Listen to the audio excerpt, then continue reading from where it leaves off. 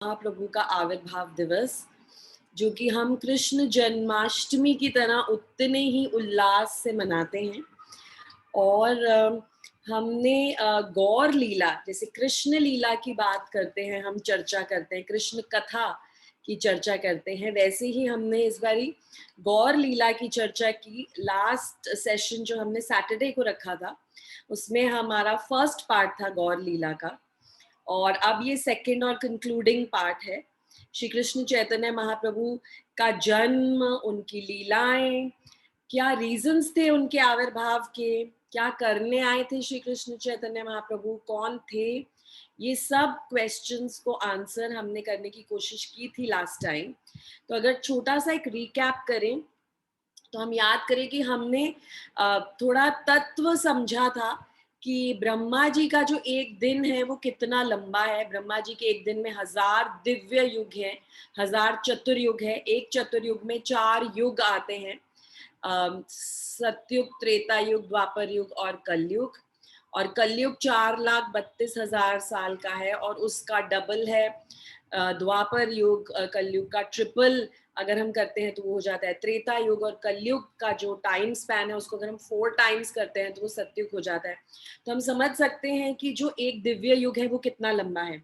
और ब्रह्मा जी का जो सिर्फ दिन है उसमें 1000 चतुर्युग की हमने बात की। और हमने ये भी बात की कि किस तरह से 14 मनु, जो मानव वर्ण है, मानव वर्ण को जो चलाते हैं, एडमिनिस्टर करते हैं, 14 मनु किस तरह से ब्रह्मा जी के एक दिन में आते हैं। एक मनु 71 युग साइकिल्स, चतुर्युग को मैनेज करते हैं। और ये भी हमने चर्चा की थी कि अभी ये जो कलयुग है, जिस कलयुग में हम हैं, ये ब्रह्मा जी के दिन की दोपहर में आ रहा है। 7th मनु, तो टोटल 14 मनु है, उसका हाफ करें, 14 का हाफ करें तो 7th मनु। तो 7th मनु का राज चल रहा है वैवस्वत मनु का, और उसके 28वें दिव्य युग में हम हैं फिलहाल, जिसके द्वापर युग में श्री कृष्ण स्वयं आए। हमने ये भी चर्चा की थी किस तरह से श्री कृष्ण के इतने सारे अवतार हैं, लीला अवतार, युग अवतार, मनवंतर अवतार। और इस द्वापर युग में जो 5000 साल पहले बीता, उस द्वापर युग में श्री कृष्ण स्वयं आए। अदरवाइज हर युग में उनके अलग अलग अवतार आते हैं, वो स्वयं आए 5000 साल पहले, जो अवतारी हैं, जो सोर्स हैं सारे अवतारों के, जो खुद supreme personality of God head है, उन्हीं से सारे अवतार निकलते हैं, इनन्यूमरेबल अवतार हैं उनके। और किस तरह से इस द्वापर युग के बाद जो कलयुग आता है वो कितना ज्यादा स्पेशल है, क्योंकि उसमें आते हैं श्री कृष्ण चैतन्य महाप्रभु, जो कृष्ण और राधा स्वयं है। हमने भी चर्चा की थी, श्री कृष्ण चैतन्य महाप्रभु राधा कृष्ण स्वयं है, युगल अवतार है और युग अवतार भी है, क्योंकि कलयुग में आते हैं। और कलयुग का जो धर्म है, हरि नाम संकीर्तन, उसको फैलाने के लिए आते हैं स्पेशली। और बाकी के जितने भी कलयुग होते हैं उसमें श्री कृष्ण चैतन्य महाप्रभु नहीं आते, उसमें गौर नारायण आते हैं, वो भी हरि नाम संकीर्तन का वितरण करते हैं। पर यहाँ पे स्पेशलिटी ये है कि श्री कृष्ण चैतन्य महाप्रभु, श्री कृष्ण स्वयं आ रहे हैं, और केवल सिर्फ 500 साल पहले आए थे वो। आप समझिए हम कितने फॉर्चुनेट हैं, हम कितने लकी हैं कि हम इतनी क्लोज श्री कृष्ण भगवान के धरती पे, भूलोक में, भू वृंदावन में आने की कितने क्लोज हमने जन्म लिया है। और इम्पोर्टेंट चीज जो श्री कृष्ण चैतन्य महाप्रभु के बारे में और उनके हरि नाम संकीर्तन की जो लीला है, का जो युग धर्म है, उसके बारे में इम्पोर्टेंट ये है कि वो एक तो स्वयं उसको बांटते हैं, और दूसरा उसको ऐश्वर्य भाव में नहीं, उसको व्रज प्रेम के भाव में बांटते हैं, माधुर्य भाव में। प्रेम अवतार, प्रेम सबसे ज्यादा प्रेम भाव में उसको बांटते हैं। ऐश्वर्य अवतार और माधुर्य, ऐश्वर्य लीलाएं और माधुर्य लीलाएं में डिफरेंस ये है कि ऐश्वर्य लीला में, ऐश्वर्य भाव में हम भगवान को भगवान समझते हैं, ओ गॉड यू आर ग्रेट, हम तो कुछ भी नहीं है आपके सामने, आप भगवान आप बहुत ग्रेट है, हम तो आपको छू भी नहीं सकते। जबकि माधुर्य भाव में भगवान हमारे एकदम प्रियतम हो जाते हैं, हम उनसे प्यार करते हैं और हम उनसे हर चीज शेयर करते हैं। से हमने अलग अलग रसों की भी बात की थी, जिसमें दास्य रस, साख्य रस, सभी रसों की हमने बात की थी। 5 प्राइमरी रस हैं और 7 दूसरे सेकेंडरी रस है, टोटल 12 रसों के बारे में हमने बात की थी। तो ये भी हमने बात की थी कि चैतन्य महाप्रभु सबसे पहले पद यात्री थे, क्योंकि वो हरिनाम संकीर्तन करने सड़कों पर निकल पड़ते थे। और सड़कों पर इसलिए निकलते थे क्योंकि वो हर जीव को हरिनाम देना चाहते थे, हर जीव को। अगर वहां कोई भी जीव ना हो तो एटलीस्ट पेड़ों को, पौधों को, फूलों को, फल को, छोटे छोटे जो जीव होते हैं जो हमें दिखते भी नहीं है हमारी हमारे आंखों से, हमारे चक्षुओं से, उनको भी वो हरिनाम का प्रचार करना चाहते थे। और दूसरी इम्पॉर्टेंट चीज चैतन्य महाप्रभु के बारे में जो हमने समझी वो थी कि उनके शरीर में पहले से 32 लक्षण थे, महान पुरुष के लक्षण थे। उनकी बाजुएं बहुत लंबी थी, वो खुद 7-7.5 फीट की उनकी हाइट थी और उनकी बाजुएं उनके घुटनों से भी नीचे जाती थी, अजानुलंबित। इसीलिए आप जब भी चैतन्य महाप्रभु को देखेंगे, नित्यानंद प्रभु को देखेंगे, तो उनके हाथ ऊपर होते हैं, लंबे लंबे हाथ ऊपर इसलिए होते हैं क्योंकि वो हाथ ऊपर करके कीर्तन कर रहे हैं, भगवान का नाम ले रहे हैं। दूसरा एक हमने इंपॉर्टेंट डिफरेंस ये डिस्कस किया था कि कृष्ण भगवत गीता में कहते हैं कि मुझ में तुम शरणागति लो, सरेंडर अनटू मी, तभी मैं तुम्हारा उद्धार करूंगा। सब कुछ छोड़ जाओ, सारे धर्म भूल जाओ, सिर्फ और सिर्फ मुझे याद रखो, ऐसा कृष्ण बोलते हैं। जबकि चैतन्य महाप्रभु ऐसा नहीं बोलते। वो न पात्र देखते हैं न अपात्र देखते हैं। वो ये नहीं देखते कि कौन इसका वर्दी है, किसी ने मुझ में शरण ली है या नहीं ली। वो इतने दयालु हैं, महावादनाए कहा जाता है उन्हें, इतने दयालु हैं, इतने मर्सीफुल हैं कि हर किसी को हरि नाम का प्रचार करते हैं और उन्हें ले जाने की कोशिश करते हैं गोलोक वृंदावन। तो अब ये भी हमने डिस्कस किया था कि ये हमारी फिर मूर्खता ही होगी कि हम इस कलयुग में हमने जन्म लिया। चैतन्य महाप्रभु सिर्फ 500 साल पहले जाकर गए, यहाँ से उन्होंने अपनी भौम लीला समाप्त की। और अभी भी अगर हम उनके उनके प्रचार को गली गली में अगर हम हरि नाम संकीर्तन करके नहीं फैलाएंगे और अगर हम भगवत धाम की तरफ नहीं चलेंगे तो फिर ये हमारी बहुत बड़ी मूर्खता होगी। हमने इस बारे में भी बात की थी। हमने ये भी कहा था कि चैतन्य महाप्रभु भक्त रूप में आए हैं, श्री कृष्ण स्वयं है, पर कौन से रूप लेके आए हैं? भक्त के रूप में आए हैं, छन्न अवतार उन्हें कहा गया है। इनफैक्ट काफी सारी सीबीएसई की बुक्स में चैतन्य महाप्रभु का मेंशन है, बट एक सन्यासी की तरह मेंशन किया गया है उन्हें। ऐसा नहीं कहा गया कि वो श्री कृष्ण स्वयं थे। लोगों को इतना इतना शास्त्र नहीं पढ़ा है, वो ऑफ कोर्स राइटर्स ने इतने वेद और इतने शास्त्र नहीं पढ़े कि वो ये बता सके, पर चैतन्य महाप्रभु का वर्णन है टेक्स्ट बुक्स में, सन्यासी के रूप में, एक संत महात्मा के रूप में, बहुत बड़े महापुरुष के रूप में। ये जो चैतन्य महाप्रभु हैं ये भक्त के अवतार में आए और इनके आने के जो रीजंस है वो भी हमने डिस्कस किए थे। 3 external reasons and 3 internal reasons. External reasons थे कि अद्वैत आचार्य जो एक बहुत बड़े वैष्णव भक्त थे, वो इतना रोए, उन्होंने इतना क्रंदन किया और उन्होंने कहा यहाँ पर कोई भगवान का नाम नहीं ले रहा, सब ऐश्वर्य में लिप्त है, किसी को भगवत धाम जाने की पड़ी ही नहीं है, तो भगवान आप खुद स्वयं आइए। इसीलिए चैतन्य महाप्रभु आए, अद्वैत आचार्य की पुकार सुनकर आए, वो युग अवतार लेकर आए। तो युग अवतार थे तो उन्हें आना था, उन्होंने हरि नाम संकीर्तन का प्रचार करना था, इसीलिए आए। और जो इंटरनल, जो स्पेशल, सीक्रेट, कॉन्फिडेंशियल रीजंस हैं, उनके बारे में भी हमने चर्चा की थी। इंटरनल रीजन ये थे कि जब उन्होंने द्वापर युग में गोपियों को देखा, गोपियों के प्रेम को देखा, उनका विप्रलम भाव देखा, उनका विरह में जो उनका प्रेम देखा, इतना अगाढ़ प्रेम देखा जिसमें गोपियां सब कुछ भूल जाती थी कृष्ण के सामने, और राधा रानी का महाभाव देखा, सबसे ऊंचा भाव राधा रानी का देखा, तो वो इस सोच में पड़ गए कि ऐसा क्या देखती है राधा रानी मुझ में, ऐसा क्या सोचती है। एकदम पंग टक्कर टक्कर में आए हो उस टाइम। किस तरह से राधा एवमच रानी, परीक्षालो समझame तेव्हा पण येतो. किस तरह से राधा रानी मुझसे इतना प्रेम करती हैं और क्यों करती हैं और क्या चलता है उनके दिमाग में, कैसे भाव चलते हैं। मैं भी उस माधुर्य भाव का, उस माधुर्य रस का आस्वादन करना चाहता हूँ। और राधा रानी ने ये सोचा कि आप कैसे करेंगे कृष्ण, आप कैसे करेंगे, आप बहुत कोमल हैं, बहुत कोमल हृदय है आपका, आप इतना विरह, इतनी परेशानियां, ये सब सेपरेशन विप्रलम्ब आप सह ही नहीं पाएंगे।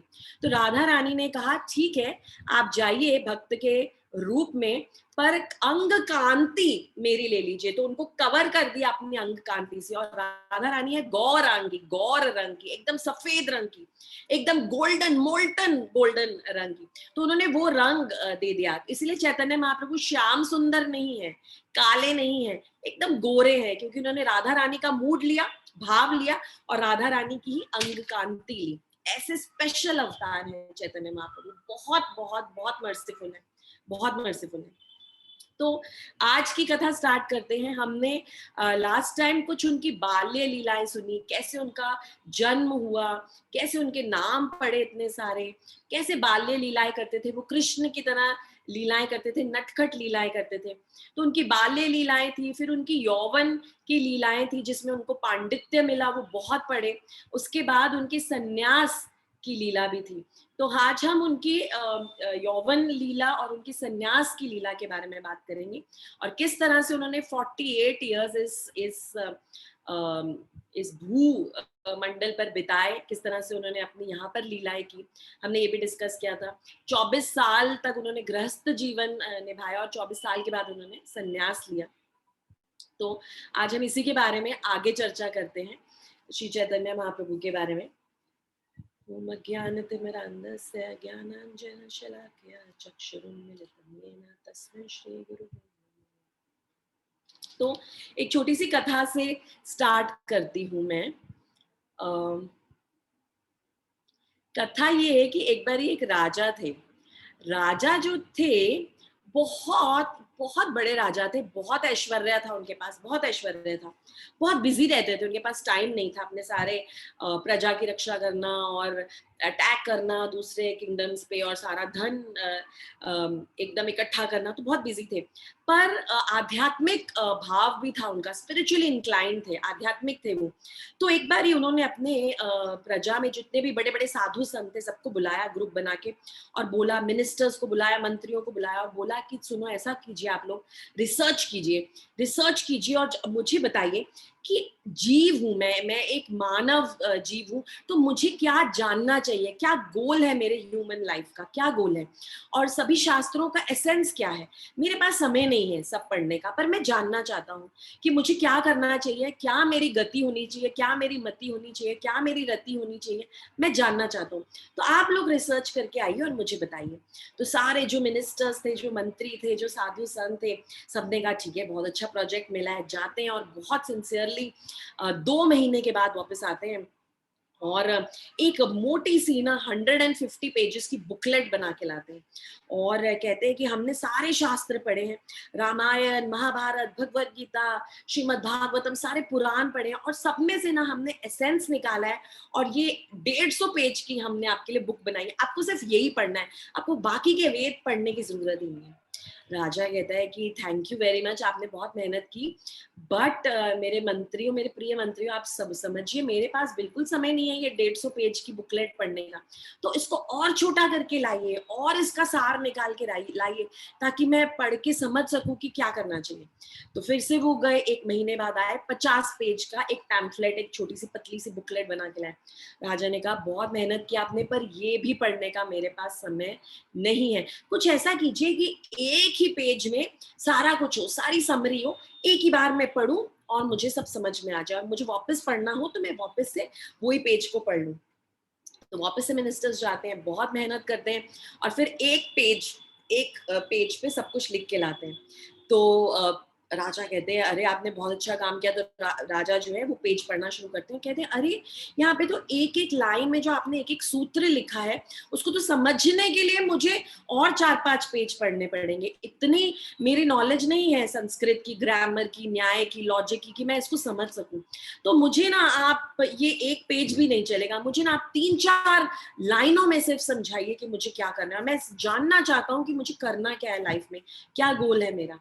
तो उसके बाद मंत्रीगण फिर से गए और बहुत मेहनत करके फिर एक श्लोक लेकर आए। ये श्लोक हमें पद्म पुराण में भी मिलता है, और ये श्लोक जो वो लेकर आए वो हम सबके लिए भी जरूरी है, क्योंकि राजा की तरह हमारे पास भी समय नहीं है, हम भी भाग रहे हैं, हम भी जानना चाहते हैं कि हमारा गोल क्या है ह्यूमन लाइफ का। तो ये जो श्लोक है उसमें ऐसा बोला गया है कि स्मर्तव्य सततम विष्णु, हमेशा सततम, हमेशा किसका स्मरण करें, सिर्फ और सिर्फ विष्णु का, सिर्फ और सिर्फ कृष्ण का। विस्मर्तव्यो ना जातुचित, कभी भी कृष्ण का विस्मरण ना करें, कभी भी उन्हें भूले ना, हमेशा उन्हें याद रखें। ये हमारा भी एसेंस होना चाहिए लाइफ का, कभी कृष्ण को भूलिए मत, हमेशा उनको याद रखिए। और फिर आगे बोलते हैं सर्वे विधि निदेशेस्युर, जितने भी विधि निषेध हैं, डूज एंड डोंट्स हैं जो वेदास में दिए गए हैं, स्तव्योर एवा किंकरा, वो किंकर हैं, वो सर्वेंट हैं इस सूत्र के। सूत्र क्या है? सूत्र क्या है? कृष्ण को हमेशा याद करना है, उन्हें कभी भूलना नहीं है। सारे डूज डोंट्स, करना चाहिए नहीं करना चाहिए, ये सही है ये गलत है, ये सिर्फ एक ही पैरामीटर पे हम चेक कर सकते हैं कि क्या ये करने से हमें कृष्ण की याद दिलाता है, तो ये सही है। ये करने से क्या हमें कृष्ण की याद नहीं आती, तो ये सही नहीं है। मुरली प्रभु जी भी बहुत बार बताते हैं कि जो भी भक्ति के प्रतिकूल है उसे नहीं करना चाहिए, जो भी प्रैक्टिसेस निधि निदेश, जो भी प्रैक्टिसेस भक्ति के अनुकूल है वो हमें करने चाहिए।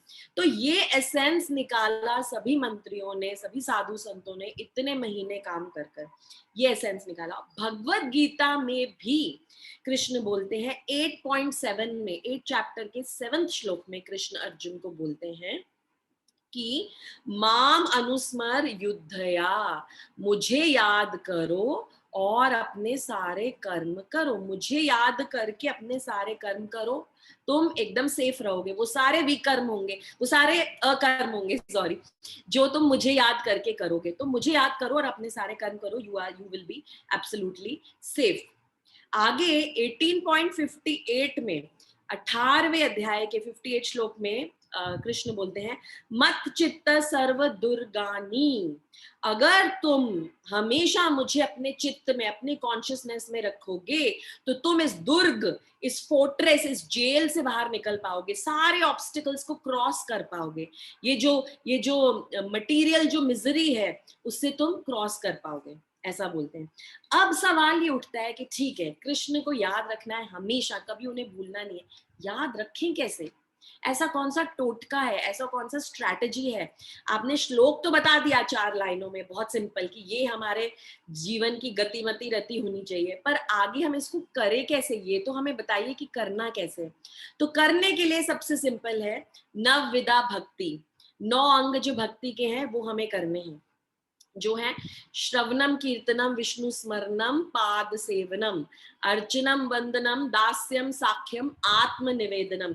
और इसका सबसे पहला पार्ट क्या है? वो है श्रवणम, कृष्ण के बारे में सुनना, ये सबसे पहला पार्ट है और ये बेस्ट पार्ट है, इजिएस्ट, बेस्ट और फर्स्ट वे। श्रवणम, भगवान कृष्ण के बारे में सुनना।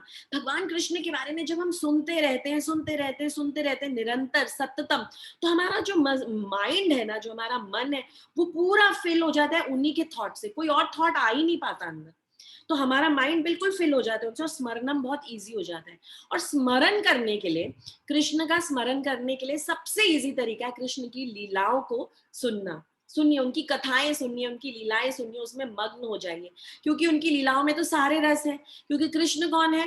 वो तो रसिक शेखर है। जितने रस आज की दुनिया में हैं, जो हम मूवीज में ढूंढते हैं, सीरियल्स में ढूंढते हैं, नेटफ्लिक्स, अमेजॉन, डिज्नी हॉटस्टार पे ढूंढते हैं, क्या ढूंढ रहे हैं हम? रस ढूंढ रहे हैं। कभी हम दुखी हैं तो हमें कुछ एंटरटेनिंग सीरियल देखना है, कभी हमें मिस्टीरियस कुछ क्राइम थ्रिलर देखना है, कभी हमारा मन करता है सस्पेंस देखने का, कभी हम कॉमेडी देखना चाहते हैं। ये सब हम रस ढूंढ रहे हैं ना सारे चैनल्स में। ये रस आ कहाँ से रहे हैं? सोर्स कौन है इन सब रसों का? ये डायरेक्टर्स, प्रोड्यूसर्स, एक्टर्स नहीं है सोर्स। सोर्स एक ही है, रसिक शेखर कृष्ण, और सारे रस उनसे ही आते हैं। तो कृष्ण कथा में सारे रस हैं। तो ये रस मटेरियल वर्ल्ड में, भौतिक जगत में यहाँ वहां ना ढूंढे, कृष्ण कथा में ढूंढे, ये सारे रस मिल जाएंगे। तो इसीलिए हम कृष्ण कथा सुनना चाहते हैं। कृष्ण कथा सुनने के लिए बार बार रेकमेंड करते हैं, बोलते हैं कृष्ण कथा सुनिए, सारे रस भी मिल जाएंगे, कृष्ण का स्मरणम होगा, कृष्ण का स्मरणम होगा तो कृष्ण को कभी भूलेंगे नहीं। It is so simple. इसलिए कृष्ण कथा सुननी, कृष्ण कथा बोलनी, एक दूसरे से डिस्कस करनी इतनी इंपॉर्टेंट है भक्तों में।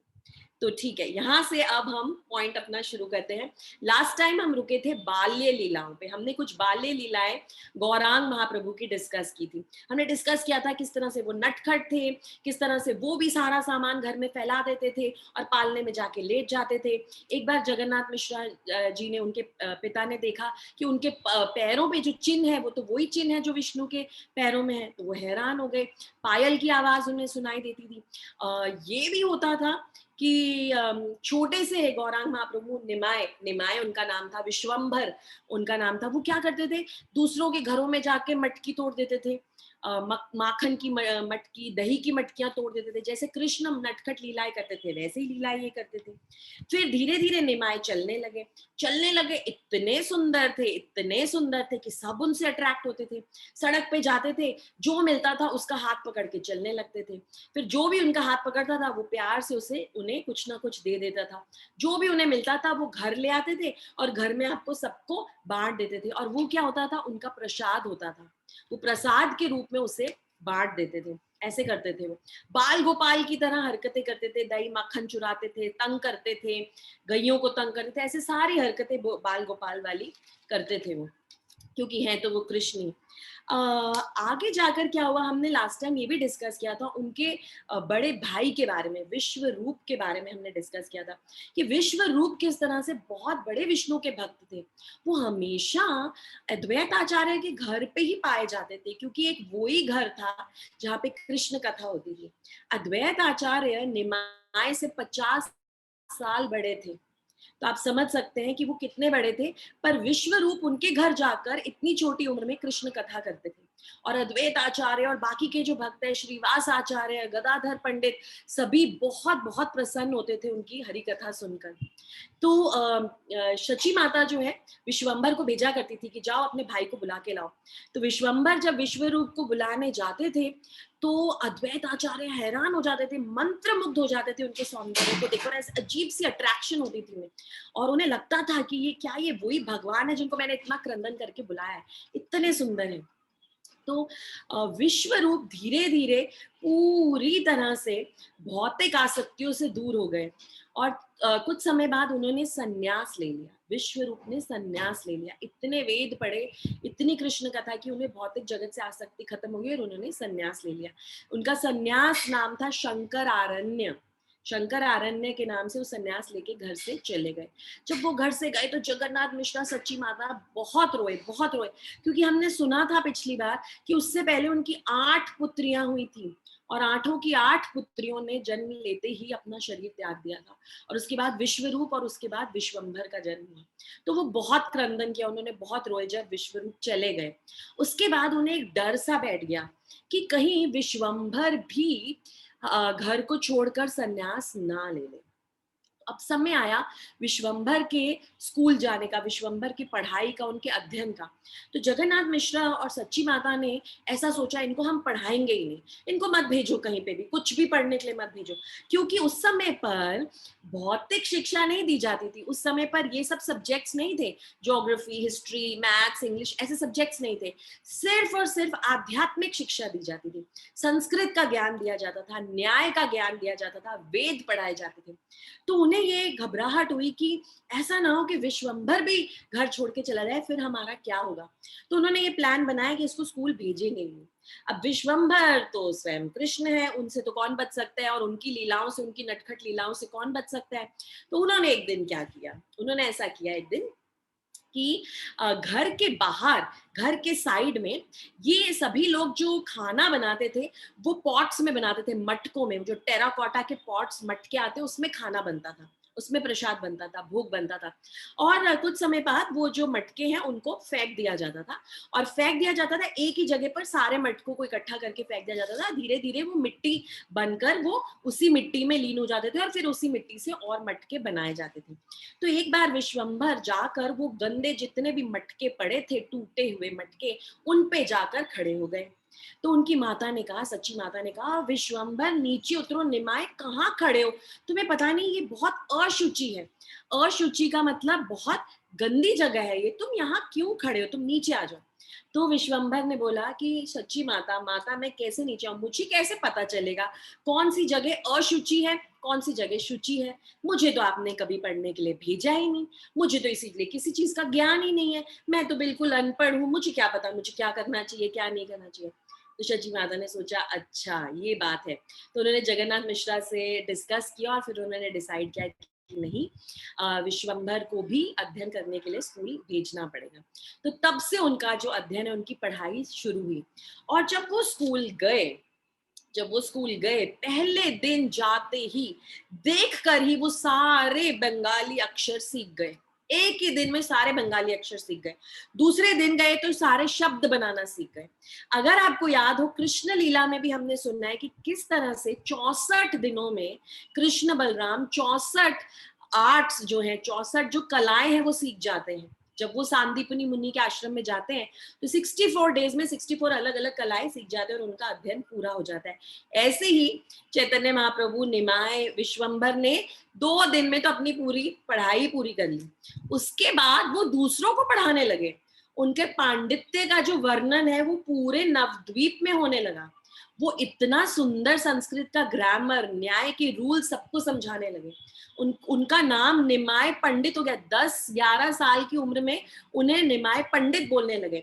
14-15 साल की उम्र तक तो उन्हें इतना ज्ञान हो गया जैसे उन्होंने पीएचडी की हुई हो। सबको सबको रूल सिखाते थे और बहुत ही बड़े डिबेटर बन गए थे। लॉजिक उनका बहुत स्ट्रॉन्ग था।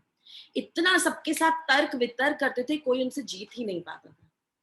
और अगर किसी से प्रश्न पूछते कि चलो इसका तर्क बताओ, तो जो सामने वाला इंसान है वो जवाब देता। तो निमाय पंडित क्या करते, उसको गलत साबित करके अपना तर्क प्रस्तुत करते। तो सामने वाला जब उस तर्क को एक्सेप्ट कर लेता तो निमाय पंडित कहते नहीं नहीं ये सही नहीं था, तुम्हारा वाला ही सही था, मैं अब तुम्हारा वाला समझाता हूँ। ऐसे करके तर्क वितर्क करके सबको कंफ्यूज कर देते थे। और पूरे नवद्वीप में उनके इतने अनुयायी बन गए, इतने स्टूडेंट्स उनके आगे पीछे घूमते रहते थे, जहां वो जाते थे उनके साथ जाते थे और उनसे ही पढ़ना उनको पसंद था। तभी वहां जो सभी भक्त थे, जो कुछ वैष्णव उच्च कोटि के जो भक्त थे नवद्वीप में, जैसे अद्वैत आचार्य, श्रीवास ठाकुर, आप मानेंगे आज भी अगर आप नवद्वीप जाए, मायापुर जाए जो कैलकाटा से 4 घंटे की दूरी पे है, इन सभी भक्तों के घर है वहां पर। आप वो घरों की लीलाओं का वहां पर जाके उन स्थलियों का दर्शन कर सकते हैं। अद्वैत आचार्य के घर जा सकते हैं आप। निमाय पंडित का जहाँ जन्म हुआ वो उस स्थली का दर्शन कर सकते हैं आप समझिए कितनी सुंदर स्थलियां हैं हमारे इस पूरे देश में, और हमें जाकर उन सब स्थलियों का दर्शन करना चाहिए। तो अद्वैत आचार्य थे, श्रीवास ठाकुर थे, मुकुंद, गदाधर पंडित, ये सब निमाय को पूरे नवद्वीप में घूमते हुए देखते थे और उनके अनुयायियों को भी देखते थे।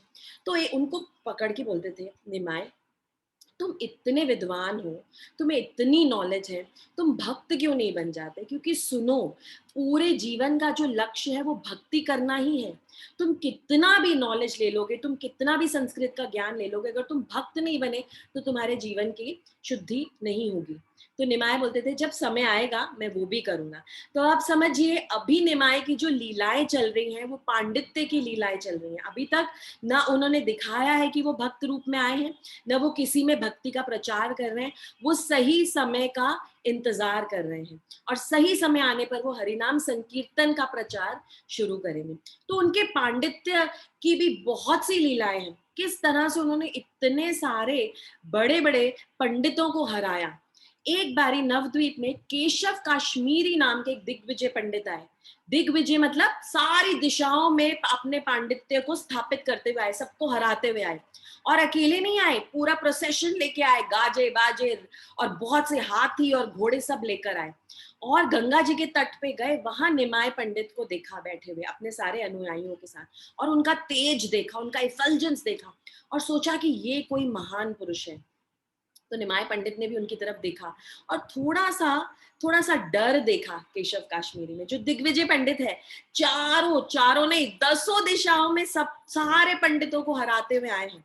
और फिर केशव काश्मीरी और निमाय पंडित के बीच में वार्तालाप होता है, और निमाय पंडित उनको कहते हैं कि आपसे मेरी रिक्वेस्ट है, ये गंगा मैया के ऊपर आप कुछ श्लोक बताइए। और ये जो दिग्विजय पंडित थे, बहुत प्राउड थे। हालांकि ज्ञान का लक्षण होता है ह्यूमिलिटी, नम्रता। बहुत ज्ञान था इन्हें, पर इनमें ह्यूमिलिटी नहीं थी। और दिग्विजय पंडित ने कहीं और से कुछ श्लोक रिसाइट नहीं किया, उन्होंने वहां खड़े खड़े 100 श्लोक गंगा जी पर उसी समय तैयार करके उन्हें रिसाइट किया। 100 श्लोक गंगा मैया की ग्लोरीज में, उनकी महिमा में उन्होंने डिस्क्राइब किए 100 श्लोक। जैसे ही उन्होंने ये श्लोक बताए, उसके बाद निमाय पंडित ने कहा कि अच्छा, ये श्लोक तो आपने बहुत सुंदर बताए हैं, इसमें आप क्या 5 त्रुटियां और इसकी 5 अच्छी बातें बता सकते हैं? तो दिग्विजय पंडित तो सिर्फ 5 अच्छी बातें ही बता पाए, वो कोई त्रुटि नहीं निकाल पाए। उन्हीं का काम था, उन्होंने अभी अभी श्लोक लिखे हैं, 100 श्लोक लिखे हैं। फिर निमाय पंडित ने कहा अच्छा मैं बताता हूँ, और बहुत नम्रता से उन्होंने 5 त्रुटियां निकाली उन श्लोकों में, और उसके अलावा 5 और एक्स्ट्रा अच्छी बातें भी बताई। तो दिग्विजय पंडित बहुत उनको शर्म महसूस हुई, क्योंकि उनके काम में किसी ने त्रुटि निकाली थी। और उसके बाद वो घर गए दिग्विजय पंडित, और उन्होंने सरस्वती माता को बहुत प्रे किया, और उन्होंने बोला सरस्वती माता, आप तो हमेशा मेरी जीवा पर विराजमान रहती हैं, इसीलिए तो मैं हर जगह जीतता आया हूँ। आज आपको क्या हुआ? आप कहाँ चली गई थी? आप क्यों विराजमान नहीं थी मेरी जीवा पे? मुझसे कैसे त्रुटियां हो गई? तो सरस्वती माता बोलती हैं कि अरे दिग्विजय पंडित, तुम जिसके सामने ये सब श्लोक बता रहे थे, वो तो मेरे परम पूज्य हैं, मेरे परम पिता हैं, मेरे प्रभु हैं। उनके सामने मैं कैसे कंपटीशन कर सकती थी? तो तुम बहुत फॉर्चुनेट हो, बहुत मर्सी उन्होंने तुम पर दिया है, तुम भी जाओ और उनके दर्शन करो और उनसे माफी मांगो। और अगले दिन दिग्विजय पंडित निमाय पंडित के पास जाते हैं और उनसे मिलते हैं और उनसे माफी मांगते हैं। तो ऐसे पांडित्य की उनकी बहुत सी लीलाएं थी, जिसमें वो हर किसी को हराते रहते थे। तो आगे अब जैसे जैसे उनका पांडित्य बढ़ता गया, उनके माँ बाप ने सोचा अब इसकी शादी कर देनी चाहिए। तो एक वनमाली आचार्य थे, उनके थ्रू उन्होंने एक रिश्ता लाए, वो लक्ष्मी प्रिया का रिश्ता लाए, और लक्ष्मी प्रिया माता से गौरांग महाप्रभु की शादी हुई, निमाय पंडित की शादी हो गई, उनसे शादी हो गई उनकी। उसके बाद कुछ समय बाद वो बांग्लादेश गए, वहां पर प्रचार करने गए। जब वो बांग्लादेश प्रचार करने गए तो वहां कुछ महीने वो रुके। वहां पे भी उनको बड़े बड़े भक्तों के दर्शन हुए, बड़े बड़े भक्तों को उन्होंने प्रचार किया। और पीछे यहाँ पर नवद्वीप में शची माता और लक्ष्मी प्रिया जो अकेली थी, वो उनके विरह में बहुत रोती थी, बहुत उनको याद करती थी। और लक्ष्मी प्रिया, जो कि खुद लक्ष्मी माता का स्वरूप है, क्योंकि वो तो भगवान श्री कृष्ण के, जिस तरह से भगवान श्री कृष्ण की एटर्नल कॉन्सॉर्ट है श्रीमती राधा रानी, उस जिस तरह से नारायण की कॉन्सॉर्ट है लक्ष्मी माता, वैसे ही चैतन्य महाप्रभु की, गौरांग महाप्रभु की जो कॉन्सॉर्ट है, वो तो लक्ष्मी जी स्वयं थी। तो लक्ष्मी प्रिया ने प्राण त्याग दिए अपने। एक सांप ने आके उनको डस दिया, और ये सांप था विरह का सांप, और उसने आके उनको डस दिया और उन्होंने अपने प्राण त्याग दिए। तो चैतन्य महाप्रभु वापस आए। उसके बाद कुछ समय बाद उनकी वापस से एक और शादी की गई, जो कि विष्णु प्रिया से की गई। और थोड़े समय बाद जो उनके पिता हैं जगन्नाथ मिश्रा, वो अपनी देह त्याग देते हैं। तो अपनी जब वो देह त्याग देते हैं, तो चैतन्य महाप्रभु उनका श्राद्ध करने गया जाना चाहते हैं, गया। और गया जाने से पहले ही, कुछ समय पहले ही, नवद्वीप में ईश्वरपुरी का आना होता है। ईश्वरपुरी महान उच्च कोटि के वैष्णव, उनका आना होता है।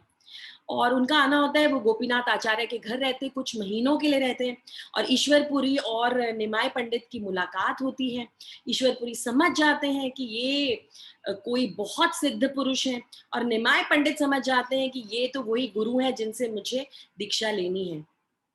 तो इसके बाद जगन्नाथ मिश्रा जी का जब देहांत होता है, जब वो अपना शरीर त्यागते हैं, तो चैतन्य महाप्रभु निमाय पंडित जो है वो गया जाते हैं। गया जाते अपने कुछ अनुयायियों के साथ जाते हैं। गया के रास्ते में, आधे रास्ते में जब वो पहुंचते हैं, उनकी तबीयत बहुत खराब हो जाती है। तबीयत खराब हो जाती है और उनको बहुत बहुत बुखार आया होता है, बुखार आता है। तो जब बुखार आता है तो सब बहुत परेशान हो जाते हैं, क्योंकि अभी तो गया पहुंचे भी नहीं। तो सोचते हैं कि क्या ऐसा करना चाहिए जिससे वो ठीक हो जाए। तो गौरांग महाप्रभु बोलते हैं कि देखो, मुझे एक ब्राह्मण के चरणों की जो चरणामृत है वो चाहिए। उनके चरण जिस पानी से धुले हैं वो चरणामृत मुझे चाहिए। यहाँ पर भी निमाय पंडित चैतन्य महाप्रभु क्या हमें समझाने की कोशिश कर रहे हैं कि ब्राह्मणों की जो पद की धूली है, जो उनका चरणामृत है, उनका जो छोड़ा हुआ जो उनका अन्न है, वो बहुत इंपॉर्टेंट है, भक्ति में बल लाता है। ये हमें वो सिखाने की कोशिश कर रहे हैं इस लीला से। तो उनके जो अनुयायी है वो ब्राह्मण के चरणों को धोकर वो चरणामृत लाते हैं। चरणामृत पीने से उनका बुखार बिल्कुल चला जाता है और फिर वो पुनपुना नदी से होते हुए, ब्रह्मकुंड से होते हुए गया पहुंचते हैं। गया पहुंचकर सबसे पहले वो चक्रवेद जाते हैं। चक्रवेद में जाकर वो विष्णुपाद, विष्णु के जो चरण चिन्ह है वहां पर उनके दर्शन करते हैं। उनका बहुत ऐश्वर्य से उनका अभिषेक करते हैं, उनका दर्शन करते हैं और वहां पे उन्हें वापस ईश्वरपुरी जी के दर्शन होते हैं। ईश्वरपुरी के दर्शन होते हैं। ईश्वरपुरी उन्हें देखकर बहुत प्रसन्न होते हैं और निमाय वहां थोड़े दिन रहते हैं, कुछ दिन रहते हैं वहां पर। तो एक दिन जब वहां पर रह रहे होते हैं तो ईश्वरपुरी को अपने घर, ईश्वरपुरी उनके घर आते हैं, बुलाते तो नहीं है, ईश्वरपुरी उनके घर आते हैं और निमाय ने उसी समय जो भोग है वो तैयार किया होता है अपने लिए और भगवान को भोग लगाने के लिए। तो निमाय ने जो भोग लगाया होता है, ईश्वरपुरी आते हैं तो उनका बहुत प्यार से आदर सत्कार करते हैं और जो भी उन्होंने भोग बनाया होता है वो ईश्वरपुरी को ऑफर कर देते हैं। तो ईश्वरपुरी बोलते हैं कि नहीं नहीं, तो तुम क्या खाओगे? तो निमाय बोलते हैं कि नहीं, मैं तो आपका जो भी बचा कुचा होगा मैं तो वही खाऊंगा, मैं बाद में बना लूंगा, आप पहले प्रसाद लीजिए।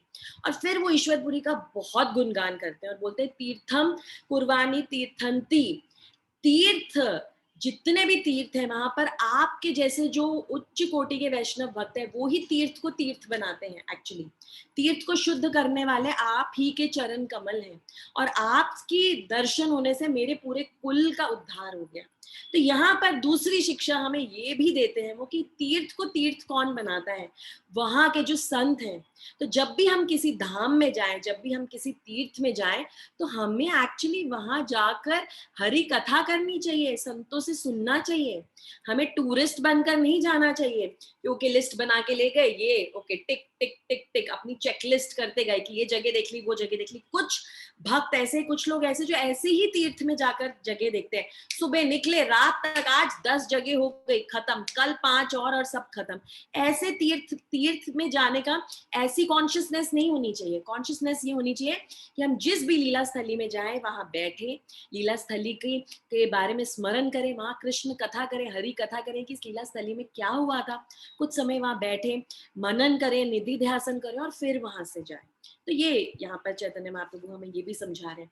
और फिर ईश्वरपुरी के जाने के बाद जब वो अपने रसोई घर में गए तो वहां लक्ष्मी जी स्वयं आकर उनके लिए प्रसाद बना के गई थी। तो उसके बाद निमाय ने वहां पर अपना प्रसाद भी लिया और फिर तो वो सिर्फ और सिर्फ अपने गुरु के चरणों में ही अपने जीवन का सार मानने लगे और रोज ईश्वरपुरी के दर्शन करते, उनसे कृष्ण कथा सुनते। और फिर एक दिन वो बहुत रोए ईश्वरपुरी के सामने और उनके चरण पकड़ के उन्होंने कहा कि आप मुझे दीक्षा दीजिए और आप मुझे मंत्र दीजिए। तब वहां पर गया में ईश्वरपुरी उन्हें 10 सिलेबल्स का गोपाल मंत्र देते हैं।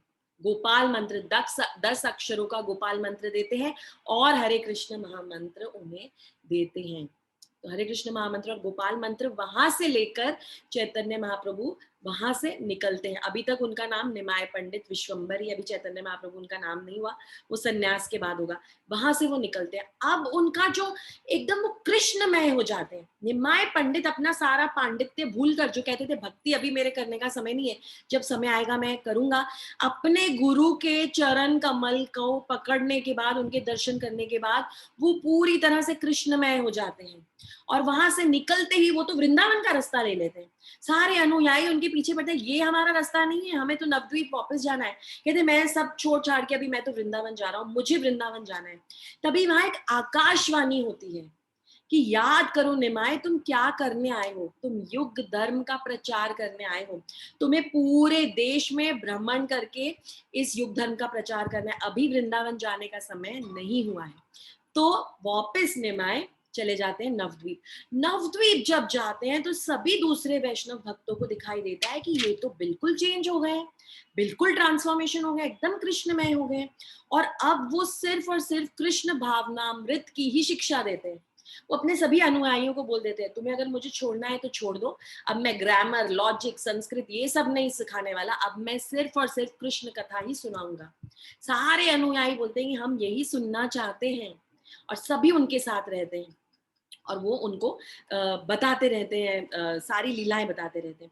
श्रीवास ठाकुर तो बहुत खुश हो जाते हैं, क्योंकि वो तो शुरू से चाहते थे, वो और अद्वैत आचार्य और गदाधर पंडित शुरू से चाहते थे कि ये भक्त बने। वो जानते थे निमाय बहुत बड़े भक्त बनेंगे, तो वो बहुत खुश हो गए। और उसके बाद अद्भुत लीलाएं हुई, अद्भुत लीलाएं हुई। उसके बाद निमाय पंडित विश्वंभर ने बहुत सी लीलाओं में ऐसा दर्शन दिया भगवान श्री कृष्ण के अलग अलग अवतारों का, ये दिखाने के लिए कि मैं स्वयं भगवान श्री कृष्ण ही हूँ। वो वराह रूप में आए। वहां के जो राजा थे, जो मंत्री थे, वो बहुत एक्चुअली वो फेवर नहीं करते थे हरिनाम संकीर्तन, क्योंकि उस समय सिर्फ ऐश्वर्य का भाव था। वहां पे नवद्वीप में बहुत ऐश्वर्य था, बहुत लक्ष्मी थी सबके पास, तो कोई भगवान का नाम लेता ही नहीं था। सिर्फ और सिर्फ सब दुर्गा की, काली की पूजा करते थे, बड़ी बड़ी शादियां करते थे, बड़े बड़े भोजन आयोजन करते थे और सबको खिलाते पिलाते थे और यही करते थे। तो वहां के जो राजा थे वो भी फेवर नहीं करते थे कि हरिनाम संकीर्तन हो। तो भक्त बहुत चिंतित थे, और तभी वो डिस्कशन कर रहे थे कि किस तरह से वराहदेव, जब धरती मैया एकदम नीचे पाताल में गिर गई थी, तो किस तरह वराहदेव का रूप लेकर, एक शुकर का रूप लेकर, किस तरह वराहदेव ने धरती मैया को ऊपर लाए थे। तो तब निमाय पंडित वराह रूप में आ जाते हैं, वराह रूप में अपना दर्शन देते हैं, और ये सारी उनकी कॉन्फिडेंशियल लीलाएं हैं, दिखा रहे हैं अपने अलग अलग रूपों से कि मैं तो कृष्ण ही हूँ। तो वराह रूप का दर्शन देते हैं और मुरारी गुप्ता के घर जाते हैं। मुरारी गुप्ता भी उनके एक बहुत बड़े भक्त थे नवद्वीप में। मुरारी गुप्ता के घर जाते हैं, जो बहुत बड़े राम भक्त थे। तो उनके घर जाते हैं, विराजमान हो जाते हैं और कहते हैं कि चलो अब मेरी पूजा अर्चना करो। ऐसे ही एक बारी श्रीवास ठाकुर, जिनके घर में नरसिंह देव के विग्रह थे, नरसिंह देव की पूजा आरती कर रहे थे, वहां पर निमाय आ जाते हैं और नरसिंह देव के आसन पर जाकर विराजमान हो जाते हैं और नरसिंह देव का रूप ले लेते हैं। और श्रीवास ठाकुर इतने अचंभित हो जाते हैं और कहते हैं कि चलो मेरी आरती करो। तो नरसिंह देव का रूप लेते हैं, वामन देव, वराह देव का रूप लेते हैं, अद्वैत आचार्य को अपना विराट रूप का दर्शन देते हैं। अलग अलग रूप में दिखा रहे हैं कि मैं कृष्ण ही हूँ, मैं कृष्ण ही हूँ। ऐसी उन्होंने अद्भुत लीलाएं की, अद्भुत लीलाएं की। और उसके बाद तो जो हुआ, उसके बाद श्रीवास ठाकुर के घर में पूरी रात कीर्तन चलता था, पूरी रात कीर्तन चलता था। मृदंग की आवाजें और नाचने की आवाजें और कीर्तन की आवाजें चलती थी। और वहां पर बिल्कुल कोई भी आउटसाइडर अलाउड नहीं था, सिर्फ और सिर्फ शुद्ध भक्त वहां अलाउड थे। तो वो अपने दरवाजा बंद कर लेते थे और वहां पूरी रात वो लोग कीर्तन किया करते थे। तो हम श्रीवास आंगन के भी दर्शन कर सकते हैं, उस मृदंग के भी दर्शन कर सकते हैं। जो मृदंग एक बारी वहां का जो एक मंत्री था, चांद काजी, जो मुस्लिम था, जो आता है वहां पर और उस मृदंग को तोड़ देता है, कहता है कि कोई हरिनाम संकीर्तन यहाँ पर नहीं होगा। और उसके बाद फिर एक बहुत सुंदर लीला है जिसमें निमाय पंडित सारे अनुयायियों को लेकर, जोत जलाकर, मशाल लेकर चांद काजी के घर जाते हैं। चांद काजी के घर जाते हैं और चांद काजी से जाकर बात करते हैं। चांद काजी बहुत डर जाते हैं और कहते हैं कि मैंने गलती की, कल मैंने आपका मृदंग तोड़ा और रात को पता नहीं कौन मेरे ऊपर चढ़कर मुझे इतना मारा, इतना मारा, और उनके पूरे फेस पे निशान थे। और कोई एक ऐसा इंसान आया जो आधा शेर था और आधा आदमी था, आधा शेर आधा मानव। तो नरसिंह देव के रूप में वो आए थे और उन्होंने उनको इतना मारा और बोला कि खबरदार जो हरिनाम संकीर्तन बंद करने की कोशिश की। इस मृदंग की भी हम वहां पर दर्शन कर सकते हैं, चांद काजी के घर का हम दर्शन कर सकते हैं वहां पर, ये सारी लीला स्तनियों का दर्शन कर सकते हैं। तो मायापुर नवद्वीप धाम हमें जाना चाहिए पंच तत्व का दर्शन करने, श्री कृष्ण चैतन्य महाप्रभु का दर्शन करने। गौर पूर्णिमा पे तो वहां पर अद्भुत फेस्टिवल होता है, अद्भुत, एकदम अद्भुत। तो ये सारी लीलाएं करी उन्होंने। उसके बाद निमाय पंडित पूरे समय संकीर्तन हरि नाम कीर्तन में लगे रहते थे और अलग अलग भाव में आ जाते थे, वो कृष्ण भाव में आ जाते थे। और क्योंकि वो तो कृष्ण और राधा दोनों हैं, तो फिलहाल अभी अभी जितनी भी उन्होंने लीलाएं की उसमें उनका जो कृष्ण भाव था वो प्रोमिनेंट था। तो कृष्ण भाव में आके गोपी गोपी राधे राधे ऐसे करके पुकारते रहते थे। तो एक बार कुछ स्मार्ट जो ब्राह्मण थे, कुछ जो दूसरे जो ब्राह्मण थे, उन्होंने उनका बहुत मजाक उड़ाया और बोला कि ये कौन है, ये क्या अपने आप को कौन सा पंडित बोलता है, ये क्या हरि नाम सिंह कीर्तन करता है, ये तो खुद गोपियों को बुलाता रहता है। तब निमाय पंडित ने सोचा कि ये चीज तो गलत हो रही है, मैं तो क्या करने आया था, मैं क्या युग धर्म का प्रचार करने आया हूँ, हरिनाम संकीर्तन का। मैं कर तो रहा हूँ अभी हरिनाम संकीर्तन, पर अगर मैं इस भाव में कर रहा हूँ तो लोग तो मुझे गलत समझ रहे हैं, गलत डायरेक्शन में जा रहे हैं। मैं तो उनको सही डायरेक्शन में लाना है, वो भगवान के प्रति करना चाहता हूँ, पर ये तो उल्टी डायरेक्शन में जा रहे हैं। तब उस दिन उन्होंने ऐसा निर्णय लिया कि वो सन्यास लेंगे, क्योंकि उन्होंने सोचा कि सन्यासियों की जो बात है, सन्यासियों का जो भाव है, आचार है, विचार है, उसको लोग सीरियसली मानते हैं। तो इसीलिए उन्होंने ये डिसीजन ले लिया कि वो सन्यास ले लेंगे। और वो 24 साल के थे तब, और वो जाते हैं घर और वो सिर्फ और सिर्फ अपने जो 5 एकदम करीबी, अपनी माता, अपनी जो पत्नी है और जो 3 और जो अपने करीबी एकदम मित्र हैं, उनको बताते हैं कि वो सन्यास लेने वाले हैं। वो सन्यास लेने वाले हैं, ये सुनकर सभी बहुत दुखी हो जाते हैं, बहुत ज्यादा दुखी हो जाते हैं। वो सोच नहीं सकते कि इतने सुंदर, इतने ज्ञान के पंडित, निमाय पंडित कैसे सन्यास लेंगे इतनी छोटी उम्र में। पर उसी समय रात को वो डिसाइड कर लेते हैं और सुबह सुबह मंगला आरती से पहले वो अपने घर से निकल जाते हैं। वो जाते हैं कटवा, कटवा के दर्शन भी हम कर सकते हैं। कटवा जाते हैं और वहां पर जाकर उनके जितने भी बाल हैं वो निकाल दिए जाते हैं। उनके बाल इतने सुंदर थे कि जो नाई बुलाया जाता है उनके बाल काटने के लिए, वो रो देता है। वो कहता है कि मेरा उस तरह चलेगा ही नहीं, मैं इतने सुंदर बाल इनके निकाल ही नहीं सकता। बहुत रोते हुए वो बाल उनके निकालते हैं और फिर कटवा में केशव भारती से वो सन्यास लेते हैं और उनका नाम पड़ता है श्री कृष्ण चैतन्य महाप्रभु। तो यहाँ पर वो सन्यास लेते हैं। सन्यास लेने से पहले जब वो अपनी माता से बात करते, शची माता से, तो बोलते हैं मैं तो वृंदावन चला जाऊंगा, क्योंकि अब सन्यास के बाद उनको राधा रानी का जो भाव है वो एकदम एकदम बाहर उजागर होने लगता है और राधा रानी के भाव से वो हमेशा वृंदावन जाने के लिए उत्सुक रहते हैं। तो शची माता कहती हैं कि तुम एक ही मेरे बेटे, अब तुमने भी सन्यास ले लिया है, तुम वृंदावन मत जाओ, तुम जगन्नाथपुरी जाओ, क्योंकि जगन्नाथपुरी जो है मायापुर के पास है, नवद्वीप के पास है। तो उन्होंने सोचा ऐसा लगेगा मुझे एक ही घर में है और एक कमरे से दूसरे कमरे में मेरा बेटा चला गया है, क्योंकि वहां से भक्त आते जाते रहते थे, बंगाली भक्त जगन्नाथपुरी से मायापुर आते जाते रहते थे। तो फिर चैतन्य महाप्रभु ने उनकी बात सुनी और फिर उसके बाद अपने कुछ पार्षदों के साथ फिर वो जगन्नाथपुरी चले गए। जगन्नाथपुरी पहुंचने के बाद भी उन्होंने अनेक लीलाएं की, अनेक लीलाएं की। और जगन्नाथपुरी से फिर वो 6 साल के लिए प्रचार करने के लिए, भ्रमण के लिए निकले, जिसमें वो दक्षिण भारत भी गए। वहां पे भी उन्होंने बहुत सी लीलाएं की, बहुत से भक्तों को मिले, दक्षिण भारत में जाकर प्रचार किया। और वापस आते वक्त वो वृंदावन गए। जब वो वृंदावन जा रहे थे तो झारखंड के फॉरेस्ट से गुजर, झारखंड के वन से गुजर रहे थे। तब उनके साथ उनका एक भक्त था, उनका एक सेवक था, बलभद्र भट्टाचार्य। और वहां पर बलभद्र भट्टाचार्य ने देखा किस तरह झारखंड के वन में जितने भी पशु पक्षी थे वो सभी चैतन्य महाप्रभु को देखकर रुक जाते थे, रुक जाते थे। और चैतन्य महाप्रभु उनको बोलते थे बोलो कृष्ण कृष्ण, बोलो हरि हरि, और सारे पशु पक्षी हरि हरि कृष्ण कृष्ण बोलते थे। इनफैक्ट झारखंड के वन में बाघ, चीता, टाइगर, लेपर्ड और हिरन, हिरण्या, जो एक्चुअली एकदम दुश्मन है। बाघ जो है, जो चीता है, बाघ है, वो तो हिरण को खाते हैं, उनका खाना है वो। उनके ऐसे चित्र देखने को मिलते हैं हमें चैतन्य चरितामृत में, चैतन्य भागवत में, जिसमें एक बाघ और एक हिरण आलिंगन कर रहे हैं और कृष्ण कृष्ण हरि हरि कर रहे हैं। इस तरह से झारखंड के सभी पशु पक्षियों को उन्होंने कीर्तन कराया। इनफैक्ट जितने भी वहां पे स्थावर जीव थे वो चलने लगते थे, वो कीर्तन करने लगते थे, और जितने भी जंगम थे, जितने भी चलने वाले जीव थे, तो वो रुक जाते थे। ऐसा ही कृष्ण लीला में भी होता था। जब वो बांसुरी बजाते थे, जो पत्थर थे वो पिघल जाते थे, और जो गाय थी जो चर रही होती थी वो रुक जाती थी, और उनकी आंख से अश्रु बहने लगते थे। सारे पशु स्टैचू हो जाते थे, एकदम रुक जाते थे, स्तब्ध हो जाते थे। और जो स्थावर चीजें हैं, जो पेड़ है, जितने भी पत्थर है, वो सब रोने लग जाते थे। यमुना मैया एकदम एकदम स्तब्ध हो जाती थी। तो यही लीलाएं गौरांग महाप्रभु ने भी की, श्री कृष्ण चैतन्य महाप्रभु ने भी यही लीलाएं की अपने सन्यास के बाद। और उसके बाद वो जगन्नाथपुरी वापस आए, और फिर 18 साल, जो अपने आखिरी के जो 18 साल है अपने जीवन के, उन्होंने जगन्नाथपुरी में बिताए। जगन्नाथपुरी में जो उन्होंने बहुत स्पेशल लीला की, वो थी रथ यात्रा की लीला।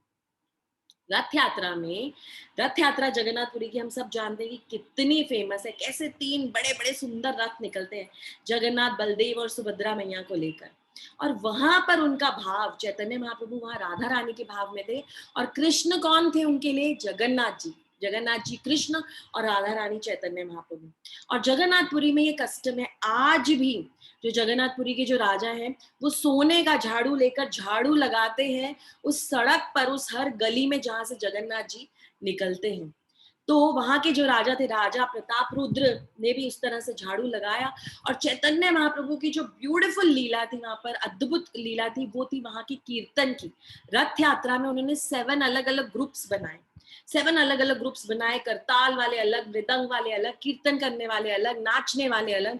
और चैतन्य महाप्रभु ने वो ग्रुप्स को अलग अलग डिवाइड कर दिया, कुछ पीछे, कुछ आगे, कुछ दाएं, कुछ बाएं। और जो अद्भुत वो कीर्तन करते थे, सारे ग्रुप्स को, सातों के सातों ग्रुप्स को ऐसा लगता था कि चैतन्य महाप्रभु उनके साथ ही कीर्तन कर रहे हैं। जबकि सिर्फ और सिर्फ महाराज प्रताप रुद्र ये देख पाते थे कि पहले एक ग्रुप में चैतन्य महाप्रभु जाते थे, फिर दूसरे में, फिर तीसरे में, ऐसे अलग अलग ग्रुप्स में वो जाते थे। पर सारे ग्रुप्स को ऐसा लगता था कि महाप्रभु उनके साथ ही कर रहे हैं, नृत्य कर रहे हैं। और ऐसा ही सेम हमने कहाँ पे सुना है? रास लीला में। हर गोपी को ऐसा लगता था कृष्ण उनके साथ ही नाच रहे हैं। तो यही चैतन्य महाप्रभु की रास लीला थी कलयुग में, जो वो उन्होंने रथ यात्रा की लीला के साथ जोड़कर हमें उसका आस्वादन कराया, दर्शन कराया। 18 साल जो वो जगन्नाथपुरी में रहे, वो सिर्फ और सिर्फ भक्ति शास्त्र सुनते रहे। और 18 साल वो गंभीरा में रहे। गंभीरा नाम से ही समझ आता है कि कितनी गंभीर जगह। आप सुनिए भक्तों, आप गंभीरा का भी दर्शन कर सकते हैं जब आप जगन्नाथपुरी जाएं। गंभीरा एक छोटा सा रूम है। उस छोटे से रूम में 7 7.5 फुट के चैतन्य महाप्रभु उस एक छोटे से रूम में रहते थे। आप इमेजिन नहीं कर पाएंगे उस रूम को दर्शन करके, साक्षात दर्शन करके आप इमेजिन नहीं कर पाएंगे कि चैतन्य महाप्रभु यहाँ रहते कैसे थे, लेटते कैसे थे। वो इतने छोटे से रूम में, खुद 7.5 फीट के थे, वो वहां रहते थे। और उनके 2 सर्वेंट थे, गोविंदा और एक और उनके सर्वेंट थे, जो इतना ध्यान रखते थे, वो बाहर पहरा देते थे। क्योंकि वहां ये 18 साल वो बिल्कुल राधा रानी के भाव में आकर एकदम एकदम आसक्त, कृष्ण के लिए आसक्त होके यहाँ वहां घूमते रहते थे। सिर्फ कृष्ण, हे कृष्ण, हे कृष्ण, आप मुझे कब मिलोगे, इस भाव में वो रहे। मैंने पिछली क्लास में भी बताया था कि ये जो उनकी लीलाएं हैं गंभीरा की, बहुत मार्मिक लीलाएं हैं। आप ये लीलाओं के बारे में पढ़ेंगे तो आपको रोना आएगा। वो अपने नाखूनों से अपने शरीर को नोचते थे, कहते थे कि कृष्ण मुझे याद क्यों नहीं आ रहे, आप मुझे दर्शन क्यों नहीं दे रहे। इस तरह से वो करते थे। और इतना पहरा देने के बाद भी वो रात को निकल जाते थे जगन्नाथपुरी के मंदिर के सामने जाते, गौशाला के पास गायों को देखकर उनके भाव ऐसे हो जाते, वो वहां कछुए जैसे बन जाते थे। जिस तरह से कछुआ होता है जो अपने सारे हाथों और पैरों को अंदर कर लेता है, ऐसे सिकुड़ जाते वो विरह भाव में, विप्रलम भाव में। इतना याद करते थे वो कृष्ण को, इतना याद करते थे। इसी तरह से जगन्नाथपुरी का जो समुद्र है, समुद्र में घुस जाते थे रात को, यमुना मैया समझकर। और यमुना मैया का आलिंगन करने समुद्र में घुस जाते थे। एक दिन 20-21 किलोमीटर दूर से एक मछुआरे ने उनको पकड़ा। उनके मछुआरा अपनी बोट में था और मछुआरे के उस जाल में उन्होंने चैतन्य महाप्रभु को पकड़ा और सोचा कि इतनी बड़ी मछली हाथ लगी है, स्वर्ण रंग की इतनी बड़ी मछली। वो तो तट पर आने के बाद पता चला कि तो चैतन्य महाप्रभु थे। इतने उनके अलग अलग विकार आ जाते थे उनकी बॉडी में। जब वो कीर्तन करते थे, वो कीर्तन में इतने उन्मुक्त होके नाचते थे, वो ऐसे 4 से 5 फीट ऊपर एकदम कूदते थे और फिर नीचे गिरते थे, कूदते थे और फिर नीचे गिरते थे। जब उनकी माता ये दर्शन करती थी तो वो रोती थी, वो सोचती थी कि मेरे पुत्र के ये जो सारे हाथ पैर है, ये हड्डियां कैसे सलामत रहेंगी।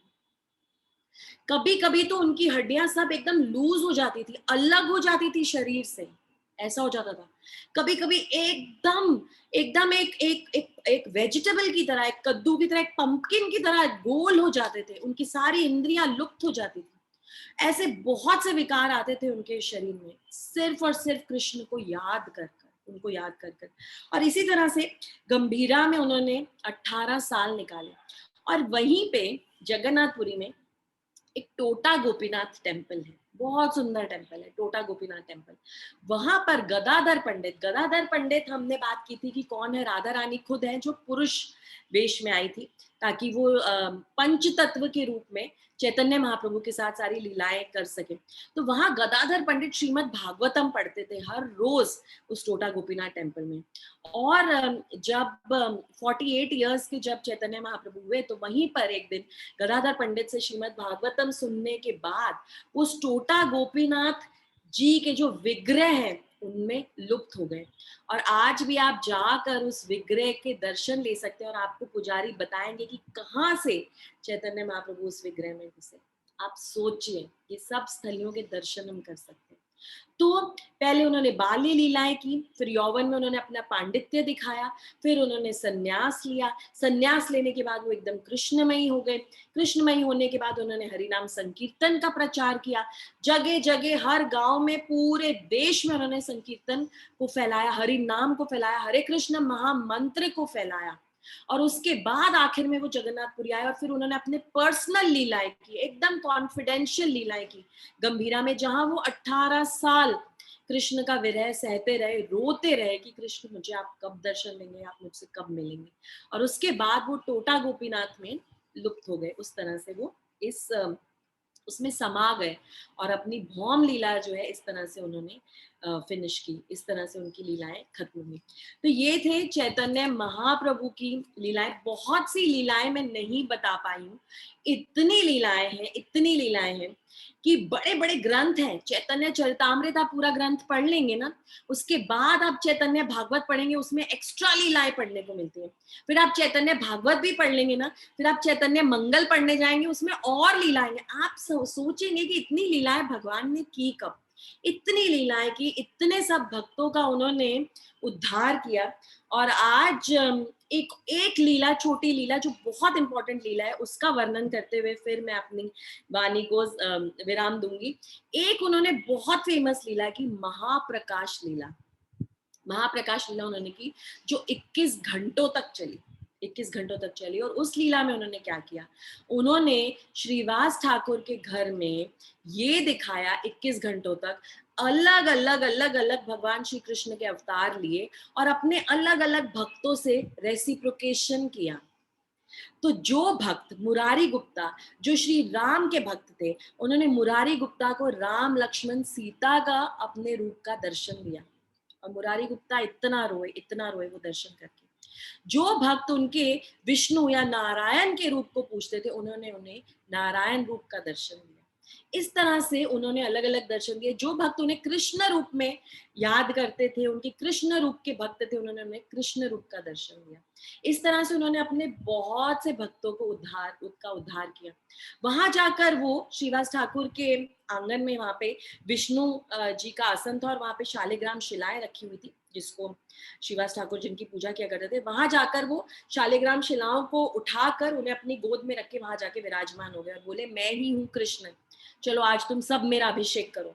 और फिर हजारों हजारों हजारों मटकों में गंगा जल लाया गया और उससे उनका अभिषेक किया, दूध दही घी से उनका अभिषेक किया गया। आसपास के जितने गांव थे जहां से जो भोग मिला वो लाया गया और वो भोग उन्हें चढ़ाया गया। संदेश, नारियल, मिठाइयां, जितनी चीजें मिली, जितने फल मिले, उस सबका उन्हें भोग चढ़ाया गया। और 21 घंटे तक उन्होंने अपने अलग अलग भक्तों को अपने अलग अलग रूप का दर्शन दिया और अपने हर भक्त को फिर पूछते कि तुम मेरे बहुत प्यारे भक्त हो, तुम क्या चाहते हो, तुम क्या चाहते हो, तुम बोलो। तुम मुक्ति चाहते हो, तुम गोलोक जाना चाहते हो, तुम वृंदावन जाना चाहते हो, तुम वैकुंठ जाना चाहते हो, तुम क्या चाहते हो?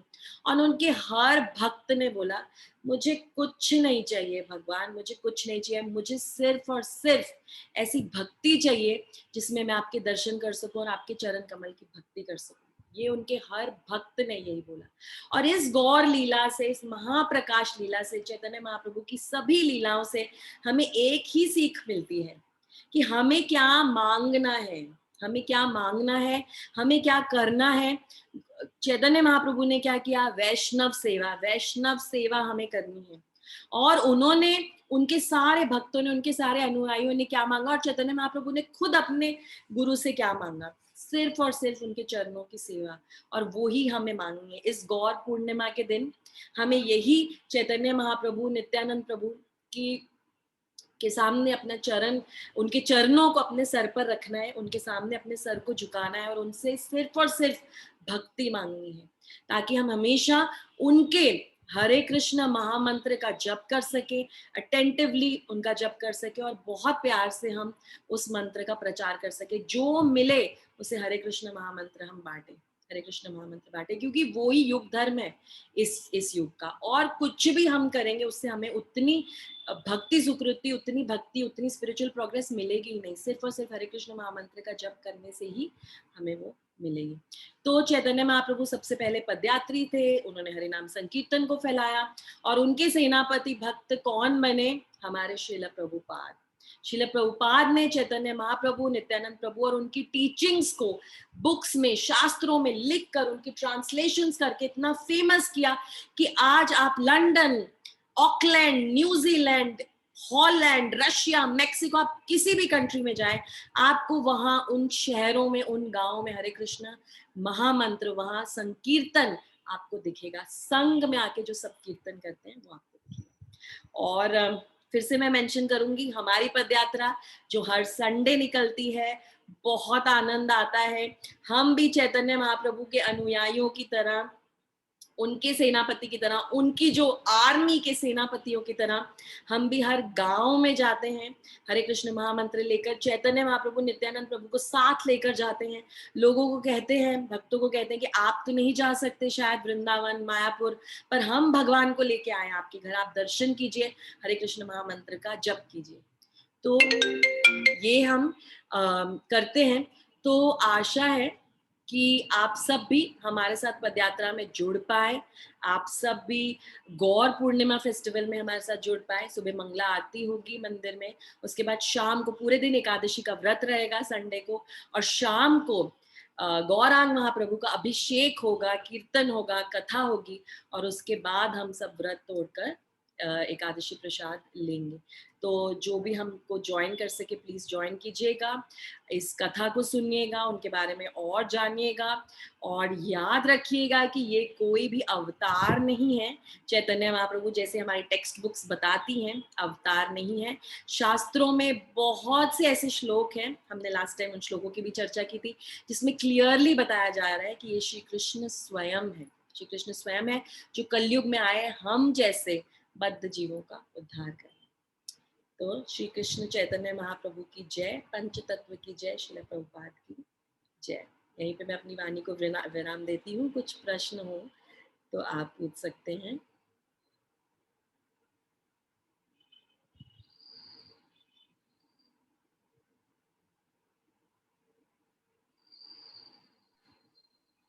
हरे कृष्ण माता जी।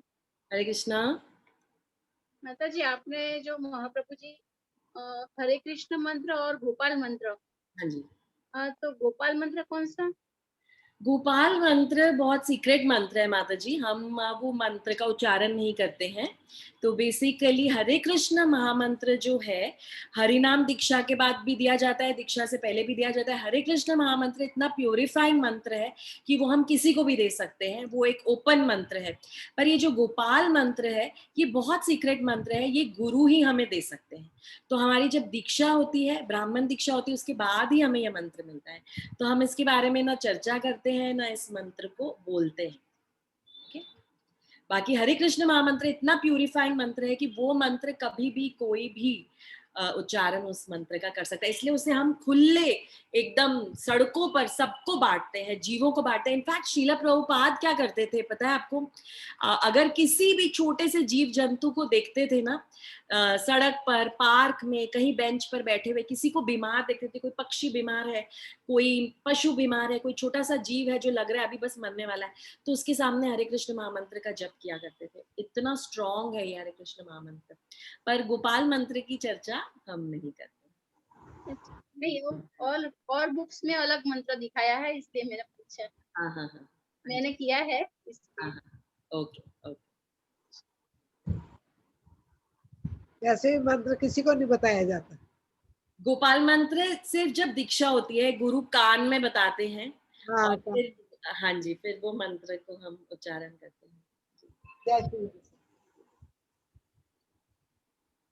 ठीक है, चलिए, थैंक यू सो मच आप सभी का जुड़ने के लिए। गौर पूर्णिमा संडे को है, बिल्कुल पास है, बहुत बड़ा उल्लास देने वाला कार्यक्रम है, बहुत खुश होने वाला कार्यक्रम है, बहुत नाचना है हमें उस दिन, बहुत कीर्तन करना है।